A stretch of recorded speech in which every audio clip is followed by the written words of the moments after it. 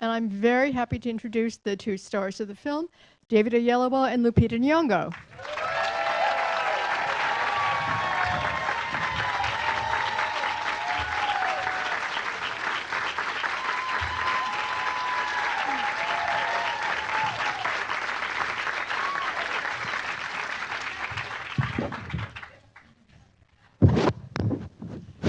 What a great response.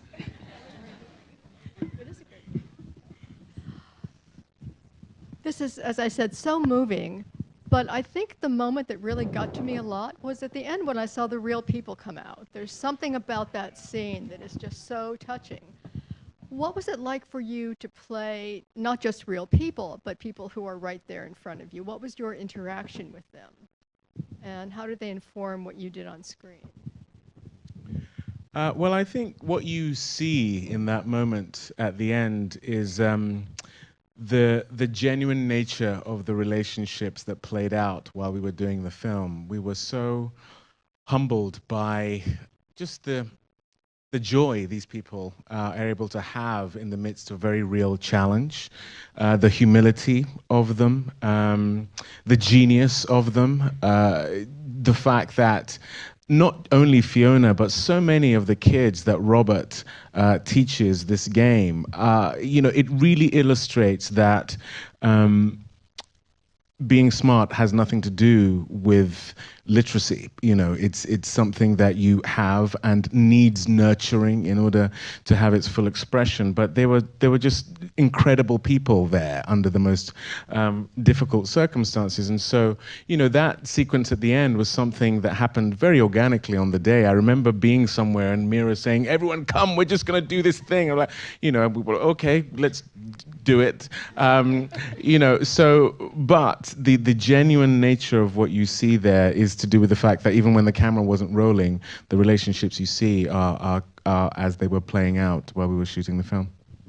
Tell me more about the specific people you play and how you were involved with them. Did they give you advice? Did you talk to them before you started playing them?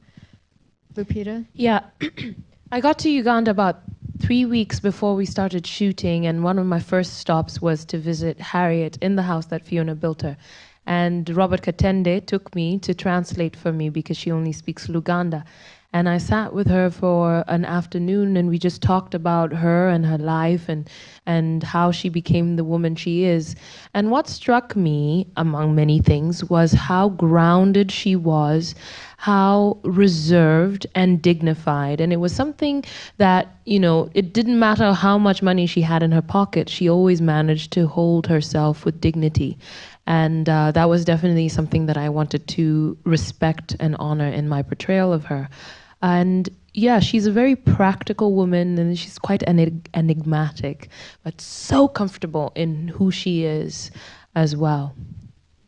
And David, you've played real people before, Martin Luther King, but in that case, we know what he sounds like and looks like. Now you're playing someone and we wouldn't know the difference if it was authentic or not. So did that matter to you to be similar to him? Oh, it matters a lot, especially when Robert Katende is on set every day. Yes, at least I didn't have that with Dr. King. That was a big relief. No, Robert was our chess consultant on the film, and so, as I say, he was there every day. And that was one of the great things about getting to do this film, is that unlike other films I've done or films that we tend to see that are true stories, historical stories, all you have to rely on are footage and interviews and books, but this is a story that's still going on. I mean, our film is basically, I think, 2009 to 2012.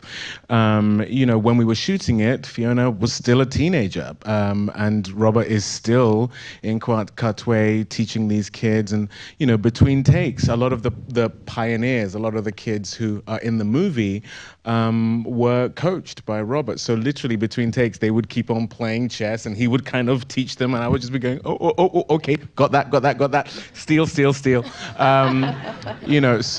So yes, and Ugandans are very direct.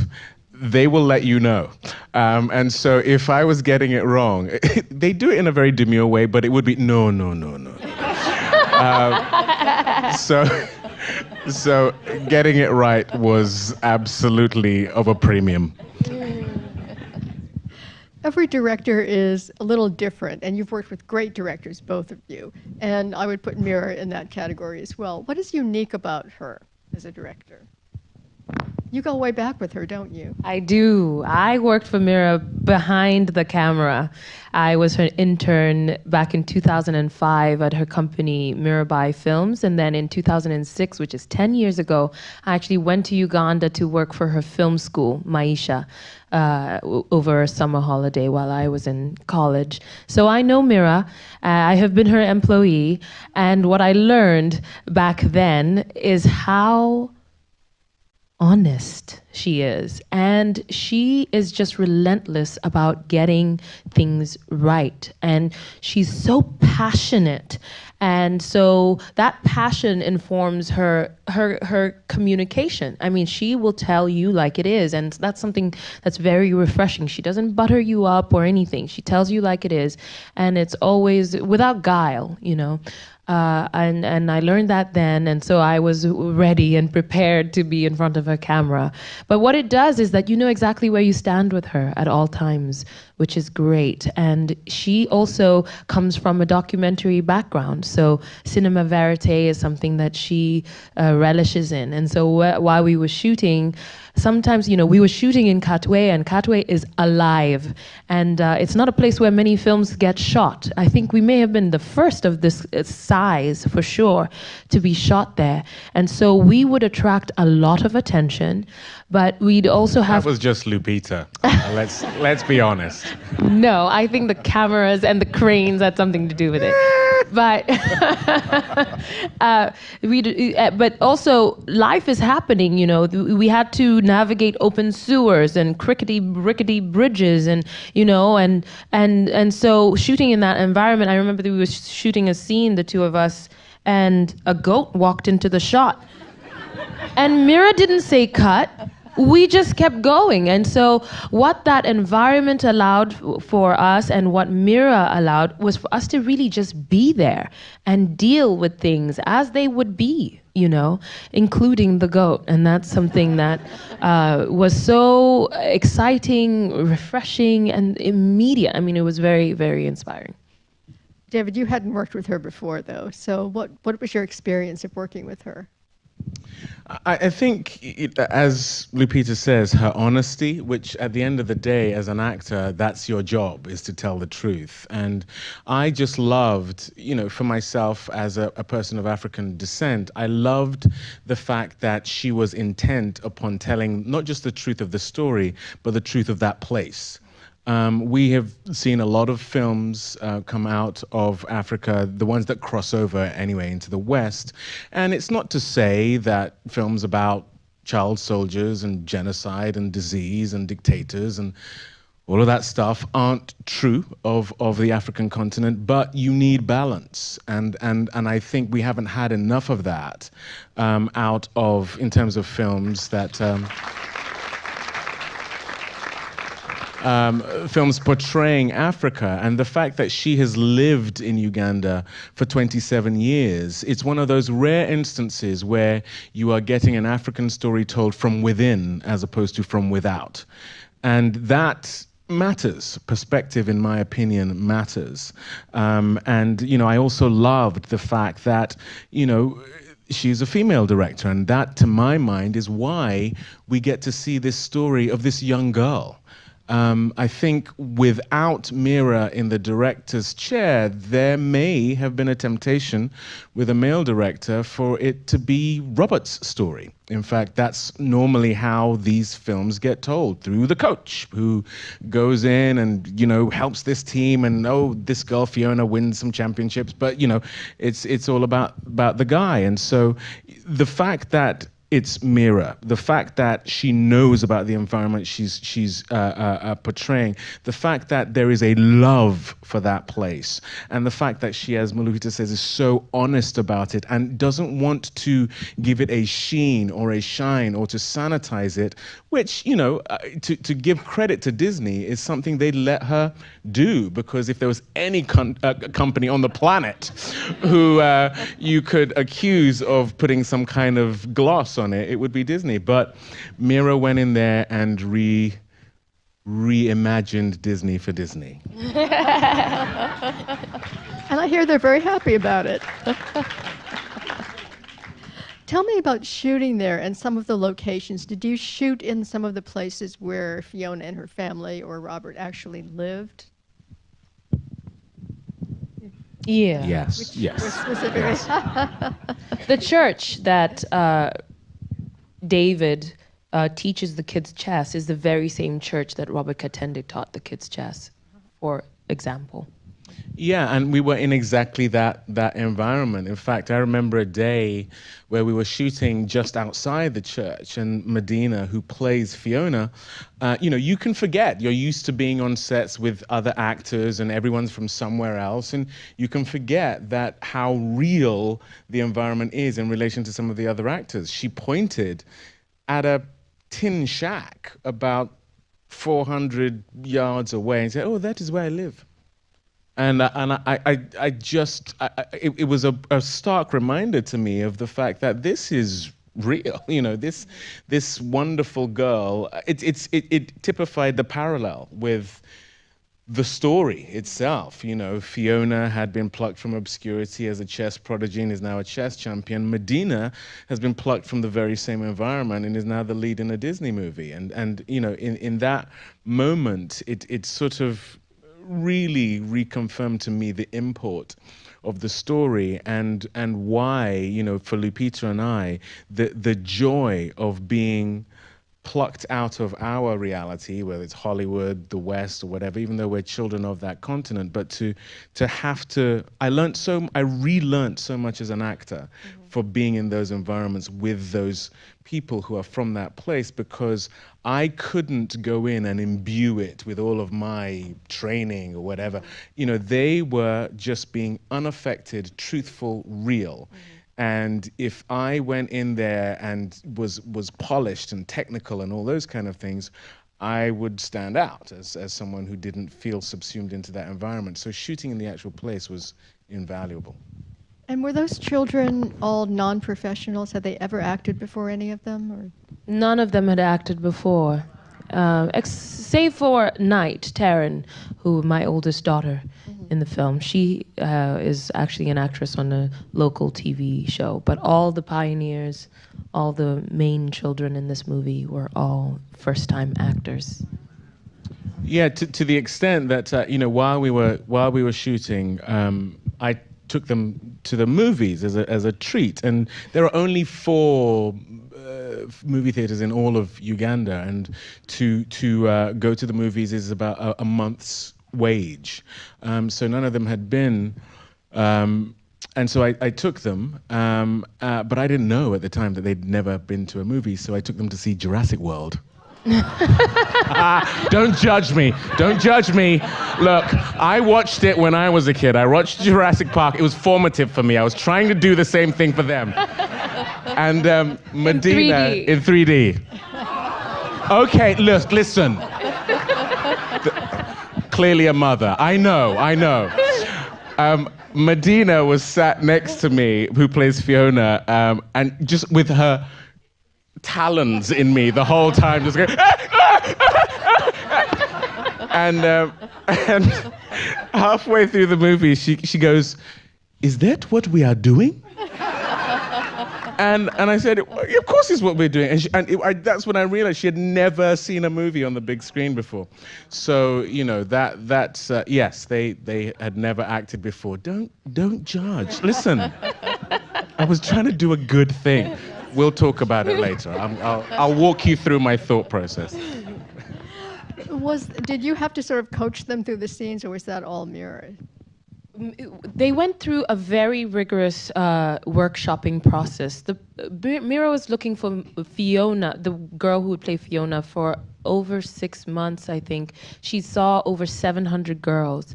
And finally, when she found Madina, she found her in a dance troupe, and the casting director and her assistant found her in this dance troupe, and she immediately fell in love with what she looked like, and then went through this rigorous workshopping process with her before she could actually finally give her the role. You know, because of course this movie rests on her shoulders. And the other kids too, they were in a workshopping process for what she said was like 2 months of just, you know, exercises and bonding and all that kind of stuff. We weren't there for that bit. But yeah, so it was a very, very, I mean, Mira is very hands-on. She did Salam Bombay, obviously, so she has a way with children. And the same woman who cast Salam Bombay was the same woman who cast this film. So they have that long relationship and that chemistry. Yeah. What would you say is the most challenging part of making this film for you? For me, in all honesty, when I first read the script, I loved everything about it, but the only thing I thought would be challenging was playing Robert, because he was just so good. And, you know, I'm sure a lot of you are actors, so you know that the joy of being an actor, the joy of playing a character is showing our flaws. You know, that to me is what makes us human. The juxtaposition between our good decisions and our bad decisions, and the good side of us and the not so good side of us. And this man is just so unequivocally good. And I thought, how do you play this without it coming off as sanctimonious or goody two shoes? It's a Disney movie, you know. But the great thing, after speaking to Mira and really honing in on her vision for the film and for Robert, and then meeting Robert, because even though there is something so good about him, he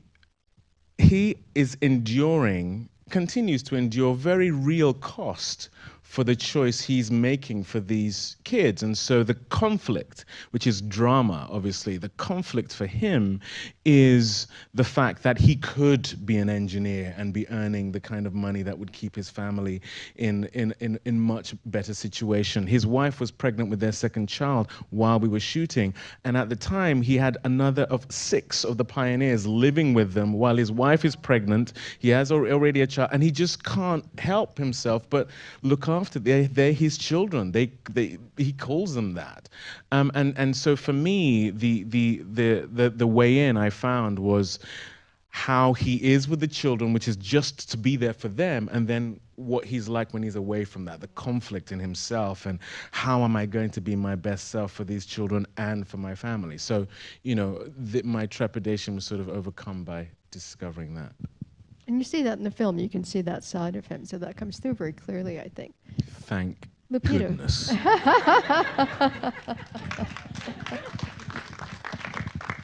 What about you, Lupita? What was the most challenging part? Well, I was, of course, very nervous about playing a mother. I don't have children of my own. And not only was I going to have one, I was going to have 4 children. And then on set, there were actually 6, because 3 kids played the last boy. And that was really just nerve-wracking for me to do, because when you're playing a mother, you're not just taking care of yourself, you have to take care of the whole lot, you know. So I was very nervous about that, and that's one of the reasons why I got there so early, to actually form bonds with each child. And I spent time with each individual child. But when I spent time with the last one, baby Ivan, he was just 2 and he didn't speak any English. So when he was handed to me, he went right back to his guardian, because he just didn't trust me. He didn't know what I was talking about. So I had to learn Luganda. I got to work to learn the basics of Luganda so that I could get this boy to give me a chance, you know. And that was a challenge for sure, because the clock was ticking, but it was also so rewarding because I was able to pick up the language, and in the language you pick up more of the accent and the nuances of that. And I had my teachers all around me. I was in Uganda, so any chance I got, I was translating and writing things down. And then with the other kids, one of the things I did was ask Madina, who had sold corn herself when she was younger, to show me how to shop and prepare a typical Ugandan meal. And so we got my whole on-screen family together and we went on an excursion to the market. Madina was there bargaining and negotiating like a pro. She got all the ingredients together. We went back to her house and she taught me how to cook. And that was great because it was an icebreaker for all of us, and we found our natural dynamics that we could then carry with us to the shooting of the film. So in many ways, my children taught me how to mother them.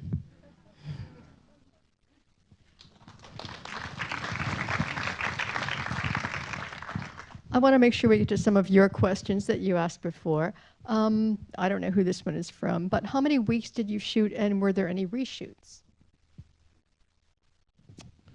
I don't know. I think we were just... 54 days. Is it? Wow. That's very good. Very good. Didn't know this was the game show portion of the...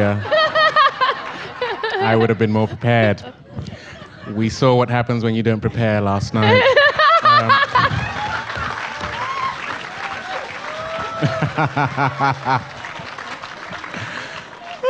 Oh dear.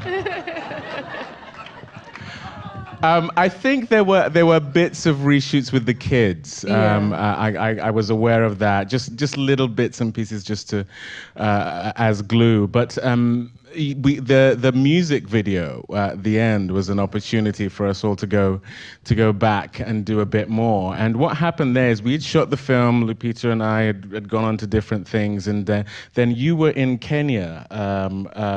Doing Vogue. Doing the Vogue shoot, and then Mira was going to do this music video, and the editor of the film was at my house for July 4th and said, "Oh yeah, it's so great. Lupita's out there, and we just shot this video." Whoop. And he shows me a rough of the video, and they had cut in moments of me from the movie dancing with the kids that is all like out of sync with what they're doing. I was like, hold the phone. No way. Why does Lupita get to be in the video and I don't get? So we shot my portion in Santa Monica. We found some banana trees, and I got my kente cloth on. And so those are the only reshoots I'm aware of. Gotta be in the video. But that was a good reshoot. So you are talking to an audience of actors. Here's another question. How do you keep training and improving as an actor? Go back to theater. I just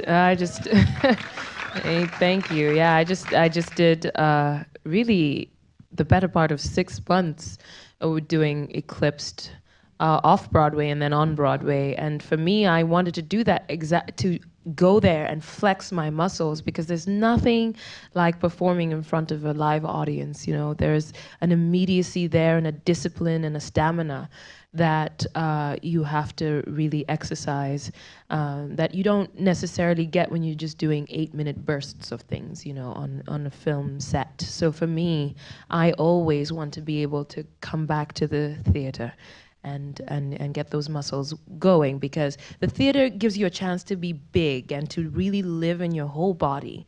And then I find it's much easier to then, you know, squeeze that into a frame than it is to try and go the opposite direction.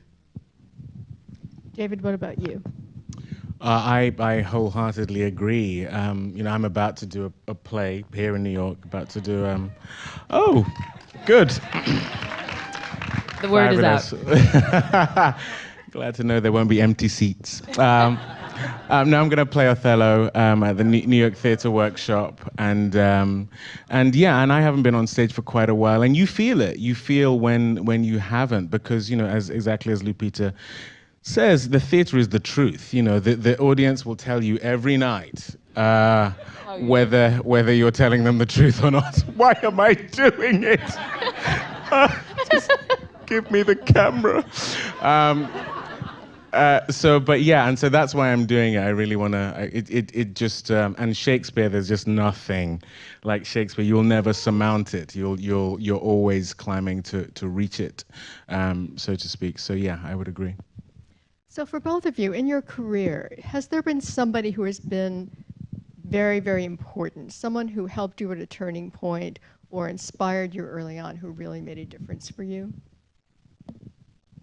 I have an auntie. Her name is Amundi, and I have been acting since I was 5. She would get my family together, all the cousins, and she'd make us perform little skits for family gatherings, birthday parties, weddings, things like that. She'd always put us in front of people to perform. And I loved it. I just always gravitated to it, and I loved her because she brought the performance every time she came by. And when I was 13, she called me up and said, I think you should audition for the Repertory Theatre in Nairobi. And it had never occurred to me that thing that I was doing in front of my family members was something that I should take seriously and actually pay attention to and train for. And it was that phone call that planted the seed, really, that I could actually maybe be an actor. And I auditioned for the Repertory Theatre for a musical, which I did not get cast in. But a few months later, the director of the theatre invited me to play Juliet in Romeo and Juliet. And that, for me, I had been getting little passerby parts in school, and then I got this role. And had it not been for her whispering in my ear that I had something worth honing, I wouldn't be here today.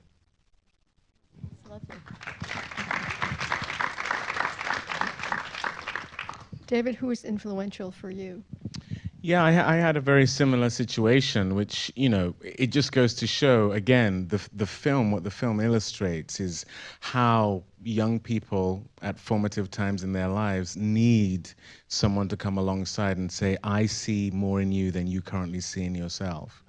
And someone who did that for me was a high school teacher I had, who I did theater studies as a subject, and we did various plays. And I never thought I would do it professionally, partly because being of Nigerian parentage, the idea of being an actor was just a no-no. That was just not something. It's not a proper job. But I remember I had graduated, and I was all set to go to Oxford Brookes University to study law, which is what my dad wanted me to do. And Jill Foster was her name. She stopped me outside a train station, or we bumped into each other actually outside a train station, and she said, David, I wouldn't say this to everyone else in the class, but I truly think that you could do this professionally. I think you're good enough to do this professionally. And I didn't even know really what that meant. And she said, have you considered drama school? I said, no. And she said, I'll help you apply and let's see what happens. And so I applied to drama schools, and all in secret from my dad. And I got a scholarship to go to the London Academy of Music and Dramatic Arts. And I remember going to my dad and saying, Daddy, I got into drama school. But I knew I had to very quickly throw in the word scholarship, because I saw his face when I said drama school. He said, and then when I said scholarship, he said, So yes, I also had a guardian angel. I think we have time for one last question. What have you learned as actors from this film that you will take with you to the next projects?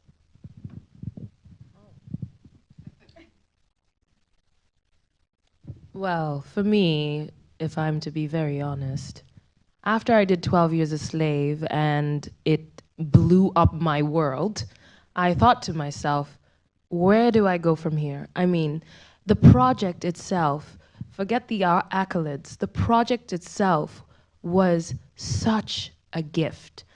To work with a director and actors on a piece of material so vital as 12 Years a Slave, I just felt like it couldn't get any better, that my experience had been so positive, so nurturing, so that had provided me so much growth as an actor. I just thought, surely, these kinds of circumstances will never come again.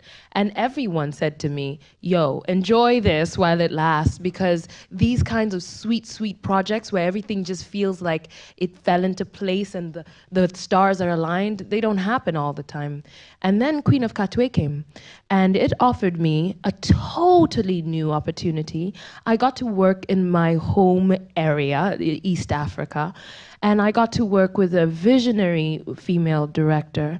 I got to work with David, an actor that I've admired for a very long time and an actor whose work I have followed religiously. I got to work with children who, many times you hear how hard it is to work with children, and these were nothing short of a delight to work with these children that fed my spirit, and a project that provided me with a new opportunity, a chance to give a new, positive, uplifting African voice to the world. And it happened again. And so for me, what this film has taught me is that there is faith that it will happen again.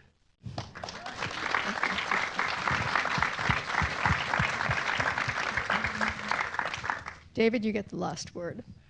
Well, I think what the film taught me is the importance of play.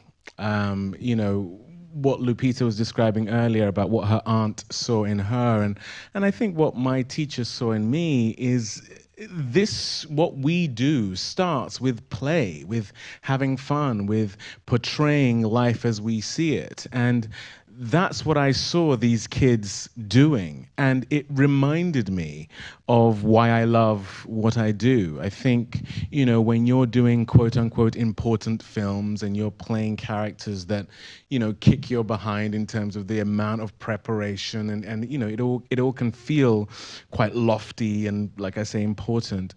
There was something about literally going to work and playing, and that being what is required, that being the best version of what telling the truth was for this movie. And so, you know, I would like to think that going forward, holding on to that will be something I will try to do, because you discover things that you otherwise just never would. There are so many moments, like goats walking into frames and shooting in markets, with real markets, with like people who don't know what a camera is. Get out of my way, I'm trying to sell my fish, you know. So and you have to dance around that and to embrace that. And kids who don't know not to look in the camera and look in the camera on your best take,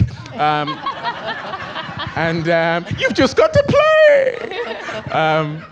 But you know, that sense of unpredictability is something that was part of what you see in the movie, and something that I would hope to. That's happened to someone else here, I can tell. I feel your pain. So yeah, a sense of play is what I got from it. Well, this has been so great. Thank you so much, both of you. We would just ask you for 1 minute. Thank you. If you could just please stay in your seats for 2 seconds while these two can make their way out. And thank you both so much for being here. You were magnificent. Thank you. Thank you very much. Thank you.